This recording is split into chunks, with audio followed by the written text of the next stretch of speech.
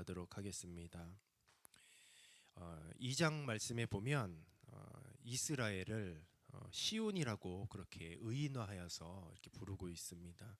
이제 그 시온이라고 부르면서 내 딸 시온아라고 부르는 그런 장면이 2장에서 보여집니다. 이미 패망하여서 이 멸망되었던 이스라엘을 의인화하여서 내 딸 시온이라고 여성으로 의인화하여서 2장은 불렀다고 한다면, 오늘 이 예레미야 예가 3장부터는 지금 이스라엘을 가르쳐서 1인칭 나라고 이렇게 의인화하여서 부르고 있어요. 그러니까 멸망한 이스라엘을 향해서 바로 내 자신이라고 동일시하면서 의인화하여서 부르고 있는 거죠. 그래서 이 2장에서는 이스라엘, 멸망한 이스라엘을 여자로 부르고, 이 3장에서는 남자로 부르고 있습니다. 그래서 지금 이 3장 1절부터는 한 남자의 목소리로 시작을 하는 것이에요. 한번 눈으로 쭉 보셔도 나라는 이야기가 굉장히 많이 나옵니다. 2절에 보시면 나를 이끌어 어둠 안에서 걸어가게 하시고, 4절에 나의 살과 가족을 쇠하게 하시고, 6절에도 나를 어둠 속에 살게 하시기를. 그러니까 지금 패망한 이스라엘, 그러니까 예루살렘, 멸망한 예루살렘을 가르쳐서 내 자신이라고 그렇게 고백하고 있어요. 이 남자는 고난을 직접 목격하고 패배를 경험한 남자였고, 예루살렘을 대표하는 상징적인 인물로 이해할 수가 있습니다. 근데 이 남자는 그냥 남자가 아니라 정관사가 붙었어요. 바로 그 남자를 이야기하고 있어요. 그래서 당시 예루살렘 주민들이 잘 아는, 그러니까 그들을 대표하는 남자였던 것이에요. 그리고 이 남자는 오늘 이 본문 말씀을 딱 잘라서 욥기 어느 부분에 딱 넣어도 전혀 이상하지 않은 그런 내용. 그러니까 욥기의 내용과 굉장히 유사한 내용을 볼 수가 있습니다. 마치 욥과 같이 이 남자는 온종일 분노의 막대기로 두들겨 맞아서 살점이 떨어져 나가고 죽은 자처럼 지금 어둠 속에 방치돼서 도움을 요청하는 그런 모습을 보여주고 있어요. 오히려 그럼에도 불구하고 이 맹수가 되어서 공격하는 듯한 어떤 하나님의 그런 모습도 이렇게 묘사가 되고 있어요. 그러니까 지금 이 남자는 잔뜩 위축되어서 웅크려져서 지금 제 속에 앉아 있는 욥과 같은 모습을 하고 있는 것입니다. 이 본문은 하나님의 진노 아래에서 이렇게 예루살렘의 멸망이지만 한 개인의 고통과 절망을 이제 생생하게 묘사하고 있어요.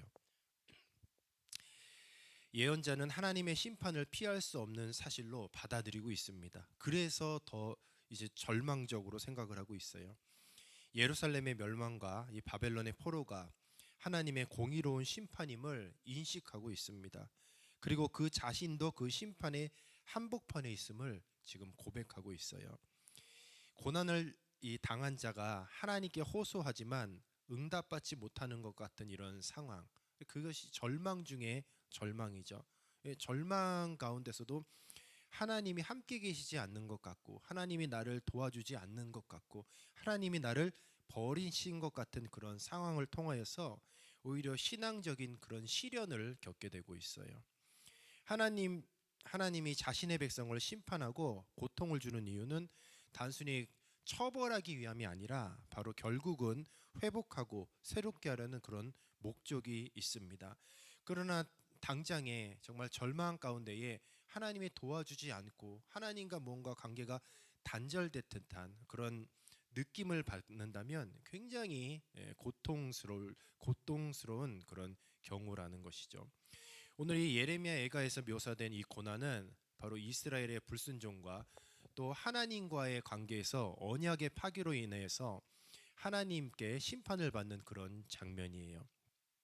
그래서 이 시인은 그 고난을 개인적으로 체험하고 또 이스라엘의 멸망을 지금 대표하고 있습니다. 이스라엘은 하나님께 순종하지 않음으로 인하여서 그들의 정체성인, 그러니까 하나님의 백성이라는 역할을 온전하게 수행하지 못했어요. 그로 인해서 이제 바빌론에게 정복당하고 포로로 끌려가서 고난을 겪습니다. 우리가 여기서 한 가지 기억해야 될 것이 있어요. 먼저는 오늘 이 본문 말씀에 예루살렘의 멸망을 보면서 한 개인이 그 멸망에 대해서 동일시했어요. 근데 욥의 모습이 보였는데 자세히 보면 예수님의 모습이 보인다는 것을 우리는 알 수가 있습니다. 예수 그리스도께서는 이스라엘의 실패를 완전히 성취하셨어요. 예수님은 하나님께 온전한 순종을 보여주셨고 그 결과로 이스라엘을 대표해서 그들의 모든 죄들을 감당하시고 그 모든 고난을 온전히 감내하셨습니다. 예수님은 이사야 53장에 고난받는 종으로 묘사되고 있어요. 예수님께서 겪는 고난은 인류의 죄와 불순종을 대신한 희생으로 나타나고 있습니다. 그래서 이사야 53장 3절에 보면 그는 멸시받고 사람들에게 버림을 받았다라고 묘사하고 있어요. 이 예레미야 애가 3장에서 시인이 경험하는 그런 고난과 깊은 절망과 굉장히 유사한 모습을 볼 수가 있습니다. 이 예레미야 애가 3장에서의 시인은 예루살렘의 멸망과 고통을 자신의 고통으로 지금 생각하고 아파하고 있어요. 예수님도 인류의 모든 죄를 십자가에서 대신 짊어지셨다는 것이죠. 그래서 이 예레미야의 애가에 나오는 이 이스라엘 백성의 패망의 그 고통, 그 멸망의 고통을 동일시하는 바로 이 시인은 결국 예수 그리스도를 예표하고 있는 것입니다. 그래서 오늘 이 본문의 묘사된 한 개인이 느끼는 고난은 결국은 예수님이 당하셨던 예수님의 그 십자가에서 겪으신 고난과 밀접하게 연결이 되어 있는 것이에요. 시인은 하나님으로부터 진노의 매를 받았고 고난을 당했다고 그렇게 고백을 하고 있습니다. 진노의 매라고 했어요. 진노의 매. 그런데 예수님은 십자가에서 하나님께 진노의 매를 당하셨어요. 예수님은 인류의 죄를 짊어지시고 대신 하나님의 심판을 받으셨습니다. 오늘 오늘 예레미야 애가 3장 말씀에 보면 딱 이 말씀을 요약한 말씀이 그대로 있습니다. 나를 이끌어 어둠 안에서 걸어가게 하시고 빛 안에서 걸어가지 못하게 하시고 살과 가죽을 쇠하게 하시며 나의 뼈들을 꺾으시고, 이런 어떤 탄식의 소리가 바로 예수님이 십자가상에서 하셨던 그 말씀으로 딱 요약이 돼요. 마태복음 27장 46절의 말씀에 보면 예수님께서 가상 7원 중에 한 말씀인데 엘리 엘리 라마 사박다니 나의 하나님 어찌하여 나를 버리셨나이까 라고 외치는 장면이 나옵니다. 오늘 이 본문 말씀에 시인이 고통 중에 이 외쳤던 이 말들을 그대로 요약하면 바로 예수님께서 십자가상에서 성부 하나님과 단절된 바로 그 상태에서 외쳤던 그 말씀과 동일하다는 것이죠. 하나님과의 단절, 그리고 그 고통 속에서 느끼는 신앙적인 시련이 동일하게 나타나고 있습니다. 우리가 3장 10절 말씀을 같이 한번 읽어보도록 하겠습니다. 3장 10절입니다. 그는 내게 대하여 엎드려 기다리는 곰과 은밀한 곳에 있는 사자 같으사. 아멘. 곰과 사자가 나오고 있어요. 이 곰과 사자는 상징적인 이미지인데 사나운 동물이죠. 맹수 중에서 굉장히 사나운 동물입니다. 지금 이 곰과 사자라는 상징적인 이미지를 통해서 자신을 싸납게 이제 공격하는 하나님을 묘사하고 있는 거예요. 지금 이 고통을 통해서 하나님이 마치 곰과 사자처럼 자신을 공격하는 듯한 그런 모습을 보인다라는 거죠. 예수님께서 십자가상에 정말 사나운 맹수처럼 다가오는 그런 고난을 받으셨어요. 그래서 예수님은 하나님의 진노를 피하지 아니하시고 인류를 위해 그 진노를 감당하셨습니다.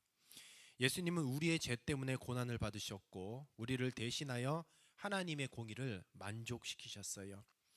시인은 하나님의 심판을 피할 수 없는 상태에서 바로 개인과 공동체의 죄를 대신해서 지금 고난을 겪고 있는 것입니다. 예수님은 이스라엘이 실패했던 그 역할, 그러니까 하나님의 백성으로서의 역할을 순종하심으로써 완전하게 성취하셨어요. 그래서 이스라엘뿐만 아니라 온 인류를 위해서 구속의 문을 열어주셨습니다. 그래서 예수님의 고난과 죽음은 인간이 하나님의 법을 어겼을 때 겪게 될 그런 형벌 대신에 감당하신 사건이에요. 이를 통해서 하나님으로부터 멀어진 인류가 다시 하나님의 은혜로 돌아갈 수 있는 길이 열렸던 것이죠. 그래서 오늘 이 말씀을 통하여서 우리는 이 고난의 신앙적인 의미를 살펴볼 수가 있습니다. 이 고난은 하나님이 우리에게 멀리 떠나신 증거가 아니에요. 왜냐하면 예수님이 어디에 계셨냐라고 생각해 본다면 예수님은 고난 가운데 계셨습니다. 그러니까 예수님은 고난의 절정에 계셨어요. 고난 중에서도 가장 극도의 고난의 절정에 예수님이 계셨습니다. 수많은 사람들, 예수님을 만난 사람들은 어디서 만났을까를 되돌아보면 바로 고난 가운데서 예수님을 만났습니다. 왜 하필 행복하고 부유하고 정말 잘 먹고 잘 사는 그런 상황에서 예수님을 만난 것이 아니라 고난 속에서 예수님을 만났냐고 한다면 예수님은 고난 가운데 계셨기 때문이에요. 그렇기 때문에 고난 가운데에 예수님을 만난 것이죠. 히브리서 12장 6절 말씀에 보면 주께서 그 사랑하시는 자를 징계하시고 그가 받아들이시는 아들마다 채찍질 하심이라 하셨으니라고 말씀하고 있습니다. 하나님은 우리를 고난 가운데서 잊으셨거나 버리셨다고 우리가 느낄 수가 있어요. 그러나 고난은 오히려 하나님이 우리를 사랑하시는 징표일 수가 있습니다. 방금 읽었던 히브리서 12장 6절 말씀을 보면 주께서 사랑하시는 자를 징계하신다라고 틀림없이 말씀하셨어요. 그래서 고난은 하나님께서 우리를 더 깊은 믿음과 순종으로 이끌기 위한 도구인 줄로 믿습니다. 수많은 사람들이 변화되는 그 시점은 고난이었습니다. 욥기를 보십시오.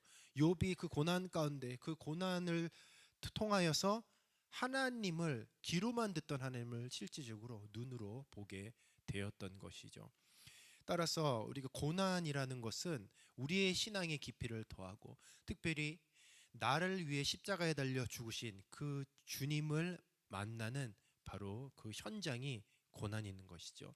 그래서 고난은 예수님을 만난다는 의미에서 굉장히 우리들에게 영적인 유익이 있는 것이에요. 고난은 단순히 피하고 싶어하는 그런 마음을 넘어서 바로 그 속에서 하나님께서 무엇을 원하는지 깊이 묵상하고 또 그분께 나아가는 시간이 되어야 하는 것이죠. 그래서 우리가 고난에 대해서 잘 이해를 해야 되고 그것을 잘 소화해야 되는 것이에요. 예수님은 고난의 최절정의 자리에 계셨고 예수님을 만나는 것은 나도 고난 가운데 있다는 것을 의미합니다. 얼마나 많은 사람들이 갑자기 삶이 바뀌는 그 계기는 고난 속에서 만난 예수님 때문이었어요. 우리도 이렇게 새벽 제단을 쌓고 주님을 만난다고 하지만 그 신앙생활의 출발점이 언제였냐 돌이켜 본다면 고난 가운데서 허우적거리다가 나를 위해 고통당하신 그 예수님을 만났을 때입니다. 그래서 우리는 고통과 절망 속에서 예수님이 십자가에 겪으신 고난을 떠올리고 그를 통하여서 위로를 얻을 수가 있어요. 예수님은 우리가 겪은 모든 고통과 시련을 친히 경험하셨습니다. 예수님은 고난을 아세요. 고통을 아십니다. 그렇기 때문에 우리의 예수님과 만나면 우리의 마음이 풀어지고 우리의 마음에 치유의 역사가 있는 것이죠. 가난도 겪어본 사람이 아는 거죠. 어디가 찢어지게 가난하다. 예전에 이런 말 많이 했잖아요. 근데 그 말이 이렇게 얘기를 들어보니 저는 그런 가난한 세대는 아니었거든요.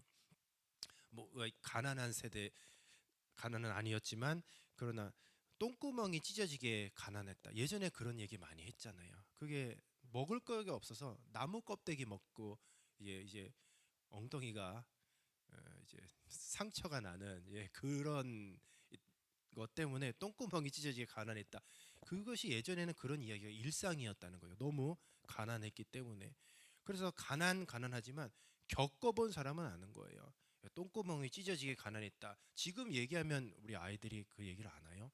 근데 진짜 가난을 경험해 보신 그 전쟁 이후의 그 세대분들은 그 얘기를 알고 체감이 되는 것이죠. 예수님은 고통 속에 계셨습니다. 고난 속에 계셨어요. 그분이 우리를 대신해 고통을 감당하셨습니다. 따라서 우리가 지금 당하는 모든 고통, 우리가 지금 처해 있는 모든 고난들 예수님은 다 아셔요.